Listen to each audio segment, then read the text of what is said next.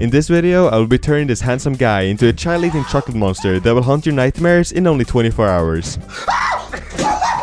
If you don't know, a mascot horror game is a game genre where normal mascots get turned into scary monsters. The biggest demographic that plays these games are children, for two reasons. These games are super popular on Roblox, and children are stupid, so they steal their parents' credit cards and pay hundreds of dollars in these games. So, to start off, I opened up Unity and created this bean and gave him some simple movement. Look at him go, he's taking his first steps. But hey, this environment is looking pretty boring, so before we code anything else, it's time to steal, borrow some assets from the Unity asset store. I placed some starter walls to make a room, and I also changed the lighting from being super bright to dark to fit the scary feel of the game. I then needed an actual mascot for the game, which got me thinking, what's the least scary thing in the world? Kittens, obviously, but chocolate is pretty cool too, so I created this little guy in Photoshop and then started modeling him in Blender. He looked pretty boring at first, but after I textured his eyes and gave him some sharp teeth, he started to look actually kind of scary. I made a simple jump scare, however, later on in this video, I'll be making a jump scare that actually made me jump up and down in my chair multiple times. Before I started coding the actual features of the game, I wanted to make the environment feel scary and not as empty. I used multiple assets that I found on Unity Asset Store and some that I made myself, and placed these all around the map. The map contains a couple of different rooms, like storage room and this kitchen, but behind this door is something very scary that I will show you later on in this video. This game will involve a lot of interacting with different objects, so I made a class where I use raycast to check what the object that the player is looking at is called. Depending on what the object is, the player can either pick it up or use it. I then wanted the player to be able to open and close doors, so I made a nice little animation and hooked it up with the raycast script, and it works perfectly. But this isn't very user-friendly, I hear you loyal subscribers ask. Well, don't worry, I added this indicator that pops up when you hover an object that can be interacted with, so the stupid, wonderful players knows what button to use. I then reused the script for opening doors and added them to the cabinets and closets so you can open them as well. Unfortunately, I noticed that my script wasn't perfect and sometimes multiple doors would open at the same time. Thankfully, it was a simple fix where I didn't have to spend 2 hours remaking my entire script from scratch. Remember that chocolate guy that I made earlier? Well, it was time to make him live. To do this, I used Unity's AI navigation package that made it way easier. I gave the enemy an agent, made a nav mesh for him to walk on, and then made him randomly navigate to different positions around him. This way, his movement wouldn't be predictable like a lot of other horror games. This was really easy since I basically just stole the script from my last video. He then needed some kind of animation, so I imported the model into Mixamo and found this zombie run animation that would fit perfectly. When that was imported, I also made it so when the player gets too close to the enemy, it would change his direction and immediately start chasing the player. And I won't lie, he's kind of terrifying. However, now when the player gets caught, they would just stand next to the monster like they were best buddies. Hi, how are you? So I began working on an actual jump scare animation. I added a camera shake and a scream sound effect and ended up with this. Nah, just kidding. All of the doors were currently all unlocked, which let the player be able to do anything they wanted, which I don't like. Therefore, I locked some of the doors and hid keys all around the map that you can use to unlock the doors with. I also made it so that the player could pick up and drop the keys and place them on the camera so it would look like you're actually holding the item. Again, to make the game feel better for the player, I made a little animation that tells you that the key is needed to open a door. Since the map is very dark, I gave the player a flashlight and I made it so you can turn it on and off with right click. But be careful to activate the flashlight too much, since when the light is on, the enemy gets a bigger vision cone and will start chasing the player from a greater distance. At the moment, the enemy spawns at the beginning of the game and will instantly start walking around the map, so to give the players some more time to actually learn the controls and let them explore, I added some lore to the game. With this, we can finally see what creepy stuff is hiding behind this door. Bruh. In this room, there's a big statue that will come to life and chase the player. To convey this to the player, I began making a face for the statue and recorded a cutscene. Now if you open one of these locked doors, this cutscene will play.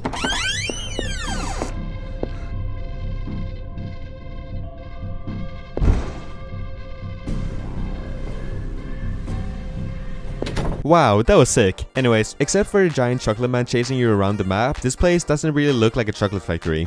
Therefore, I added these posters scattered around the map and placed some chocolate bars on the tables and walls as decoration. Right now, there's no way to actually beat the monster, so to fix this, I came up with some more lore about this chocolate factory. There will be a couple of different notes on the map that the player can open up and read to get the information about what the monster is and how to defeat it. And for you OG crab followers, there will be a little special someone saying hi. And if you haven't been here before, this is Bill. Billy. He's not very smart. If you follow Billy and the other workers' notes, you'll be told to turn up the heat in the factory. Therefore, I modeled these valves in Blender and added a spinning script to them. And let's just say it worked flawlessly. At least after a while it did. I also added a progress bar that updates for every second you rotate the valves, and after 4 seconds, it will update the temperature in the factory. When the valves were completed, I placed 5 of them in secret hidden places all around the map, so that the player needs to explore the map to win. After this, I imported the chocolate guy back into Mixamo and found a death animation. I then used this animation to make a nice windscreen with some buttons to go back to the main menu. And just look at this fade-in effect. Wow, amazing. Anyways, when you rotate all 5 of the valves, the temperature will reach its limit and automatically play the windscreen where the monster gets killed. I wanted to be able to show the player how warm it was in the factory without using UI, since in my opinion, too much UI in a horror game makes it less immersive and less scary, which is not good. Therefore, I added this PC that I got from one of the asset packs and made a tiny room where you will spawn in. On this PC, I made a world canvas and changed the text to show different parameters and information from the factory. Now, every time you turn on one of these valves, the temperature will change with 8 degrees on the PC screen. I'm also planning on adding more information on here later on in the project. And for you lazy people that won't walk all the way back to the main room each time, I made a pop-up text that shows every time you finish rotating the valve. This game was really missing some audio, so I downloaded free sound effects from YouTube and then created the audio for the monster myself. Yeah, I'm sorry, I'm traumatized too. After a while, I had imported all of the sound effects, and with the addition of some ambient scary audio, this game was actually starting to feel terrifying. To really sell the feeling of fear while playing a horror game, you need to make the game feel somewhat realistic. But at the moment, when you're holding an item, it feels like it's just slapped on the screen, which it is. Therefore, I coded a sway effect on all the items that the player can hold, and in my opinion, it makes the game a lot more immersive. When you start the game, I made a little fade-in effect, and I also felt that the game needed some more characters, so I added this employee of the month frame on the wall, and you already know our savior Billy had to be displayed. Oh, what's he saying? Yeah, you should totally do this. At this point, I asked my girlfriend to game test, and her feedback was that the game was way too hard. The reason for this was that the enemy was literally Usain Bolt and was just running way too fast all around the map. To make it so that the player actually could escape the enemy when he entered his vision, I added sprinting by changing the speed value when the player holds down shift. To give the players some feedback on how long they can sprint for, I made a slider that is filled after 4 seconds. When the player lets go of shift, the slider starts to refill, and after a while you can run again. I also made a nice fade-in effect when you use sprint and created some custom sprint sound effects and a recovery sound effect. So now you can actually run away from the enemy, but only for a short amount of time. I added some finishing touches with some black fog and sound effects, and after that the game is finally done. In the end, I worked on this project for a little over 24 hours, so I think this challenge was pretty much a success. And now the only thing that remains is to actually try out the game. Okay, let's quick start.